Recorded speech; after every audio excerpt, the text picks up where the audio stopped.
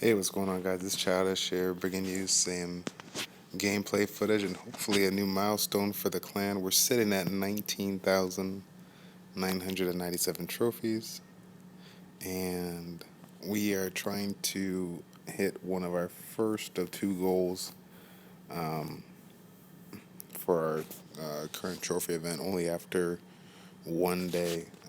While we're waiting here, let's go ahead and kind of show the group as they're going right now. Everybody's looking good. Um, we are sitting with a 13. So people in the trophy in the Crystal League, and we have a grip of people in the gold, in the higher gold league. So we are all doing awesome, getting it done. Um, Pretty excited because we've been trying for 20K trophies for so long, and it's so hard sometimes when you have a setup of a trophy event and not everybody participates. So the people that are uh, uh, sitting here, working their butt off. My hat's off to you. You guys, you know, are what separates MoW from the rest. I appreciate everything. And of course, for those that are not participating, you're still on my good side too. But I gotta give a big shout out to those that are doing the trophy event because it takes a lot of work. So yeah, we're just sitting here waiting for SWAT to get back with us and tell us if we won. Let's see.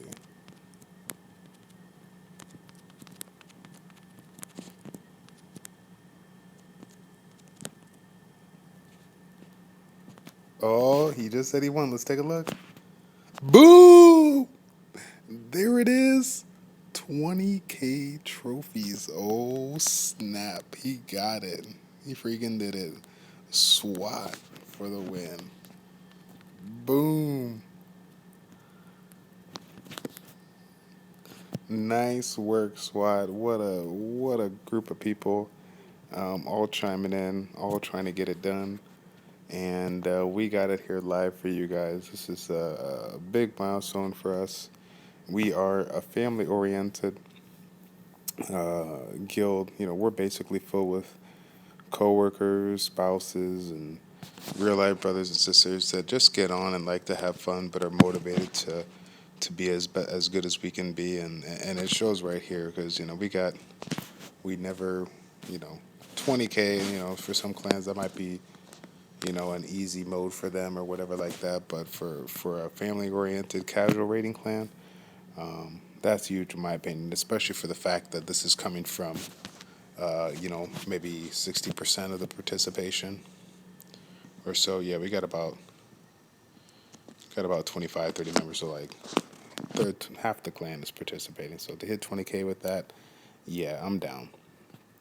So big shout out to those guys for putting in all the effort, and hopefully we can continue to hold that rank up until the 21,000. We got 5 more days to go, and we're looking for that 21,000 goal. So that being said, let's get to the second part of the video. With regards to the Barb and Archer strat, everyone's been kind of asking what is Childish doing to get up there in trophies real quick. How is he rating every 20 minutes and I'm rating once every 90 minutes? The strategy is just tier 1 rating, just like I've done before. Showed a couple vids in the past, and there's definitely some good information there, but I'll kind of give you the latest, and greatest as far as information goes. But just to kind of show, kind of hard to see the times here. I think I took quite a bit of time off in between certain times. You could tell which times I was kind of grinding and which times I allowed my heroes to regenerate and stuff like that. But I mean, overall, I'm on like a 30 or 35 win winning streak. Just being a little bit more conservative and not rushing into fights as normally as I can. So we'll show two different styles here. First one being the traditional style, which is what everybody kind of does, but I gotta kind of show you how it works up in the top ranks. So this particular base, we have, as you can see, I'm not gonna count out the buildings right now, but you're looking for generally 30 plus buildings on the outside. And a good way to analyze that is by seeing if all non-defensive buildings are are on the outside. So I'm including drills. I'm including, yeah, all the huts and all that stuff is on the outside. If that's the case, then you're pretty much golden. Um, and then of course, once I find that base, I'm gonna go ahead and take out as many buildings as I can without aggroing the heroes and or CC troops.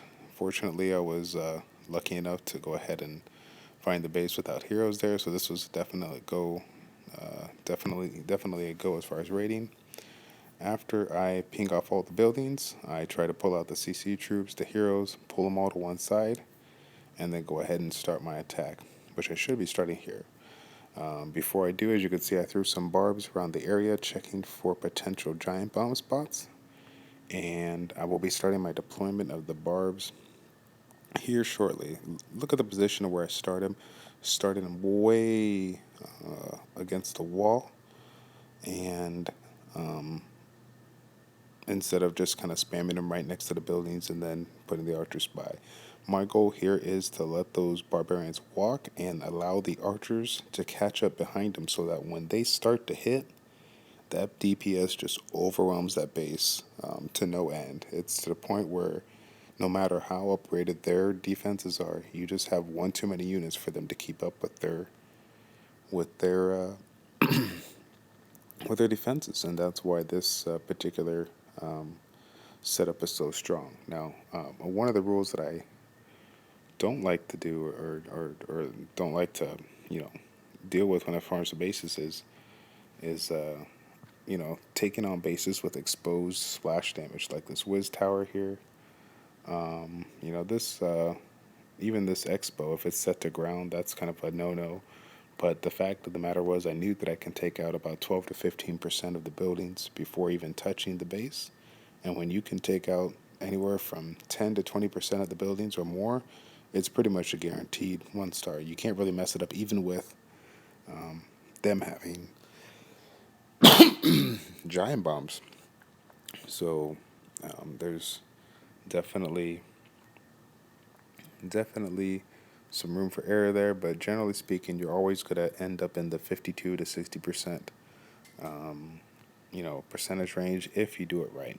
So moving on, I'll go ahead and show another replay here of a different style. Couple of couple of different styles of bases out there, but the higher you go up, the more you will see of these particular bases. This is not the traditional one, but this is what they call a southern teaser, where they set up their base and such that all the resources, all their defenses are generated towards the or set up towards the bottom, and they got a lot of segmentation going on the top. So that being said, since none of their splash is within range of the town hall, I'm basically going to spam troops on the top, check for giant bombs, and then just bombard the top with my units and try to basically eat my way to the town hall. So normally I like to do this with more archers, like mass archers versus archers and barbs, but it still works with the strat. The bad thing about this one is I was able to take advantage of the mortars in the middle, getting all three of them because they were right next to each other. However, I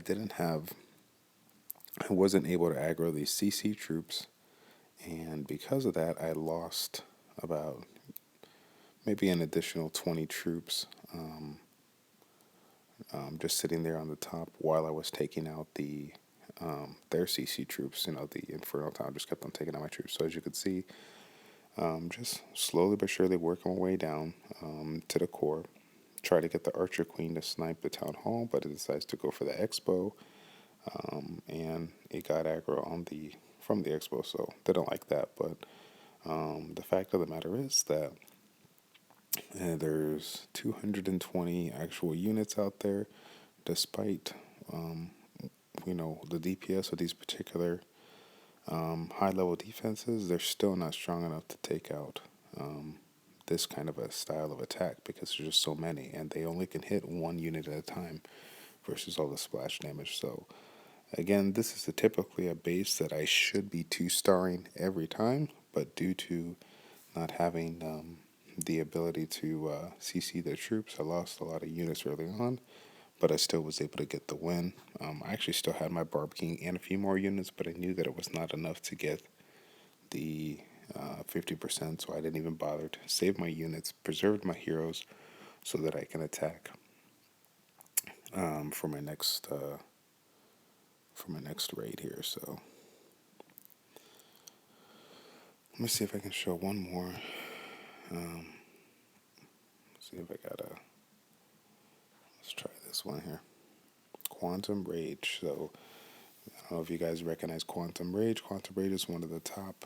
They have a couple of different versions, but there's one of the top 10 clans out there, and this is one of their farming clans. I'm attacking Eugene here, so as you can see, all the splash is centralized, all the expos are face up, so they don't have the extended range, and all gaps are kind of covered with the Teslas there, so you know that between Teslas and giant bombs, they should be all in the middle.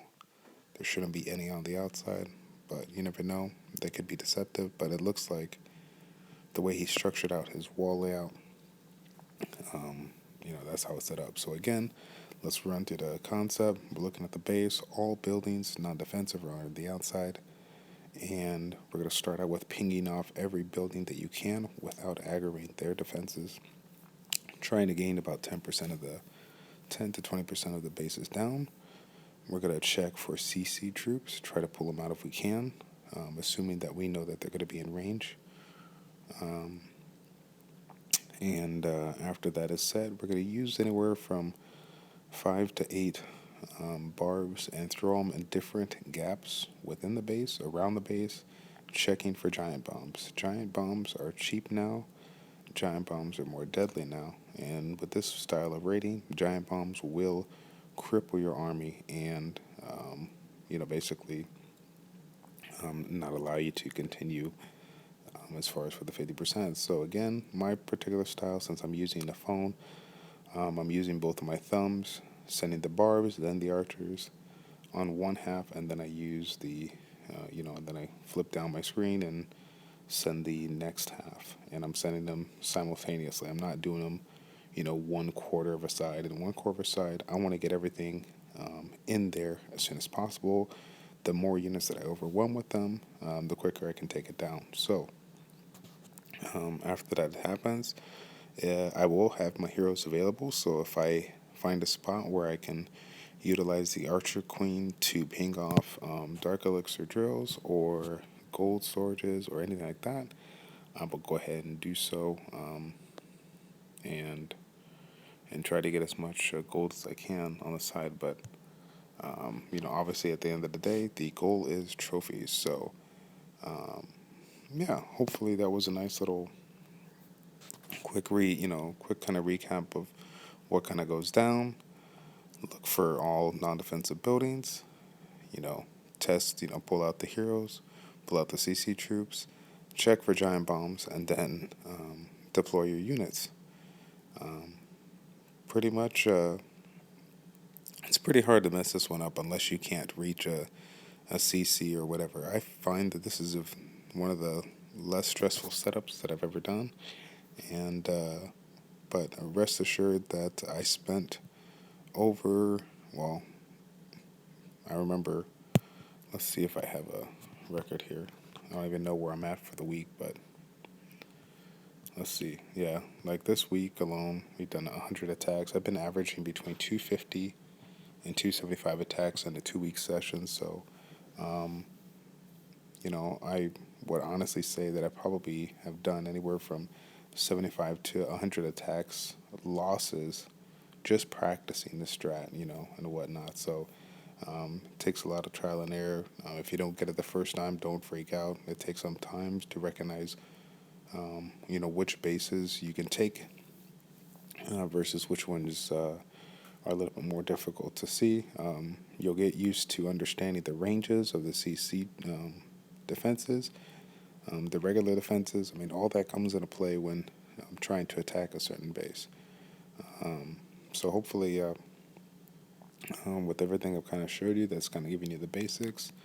Any of you guys that start to do this and want to try to perfect it, for future use or for this trophy event, please let me know so that I can try to get with you on the side, watch a couple of your attack vids, and see how we can analyze the vids and make you a better player. So out of that, guys, I think that's pretty much it. I think I'm gonna go ahead and get ready to raid once my lightnings are done. I still got a little bit more to go, but until next time, guys, this is Childish with Misfits of War. Checking out. Take care. We'll see you soon.